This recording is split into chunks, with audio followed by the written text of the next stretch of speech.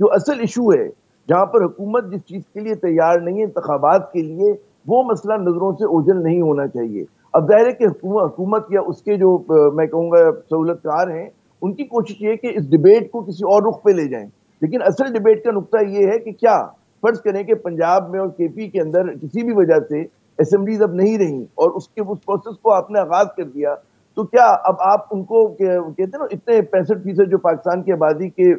حصہ ہیں، ان کو آپ اس بات کا وہ رائٹ نہیں ہوگا کہ ان کے الیکٹڈ نمائندے ہوں؟ یہ ایک بنیادی سوال ہے اور جس کے اوپر جو ہے پوری بحث ہونی چاہیے، اور جس کے اوپر ہم دیکھتے ہیں کہ حکومت کی ہٹ دھرمی ہے، اور ہمیں یہ نظر آتا ہے کہ حکومت نے حزب سابق، بلکہ میں نون لیگ کی بات کروں گا، سب سے زیادہ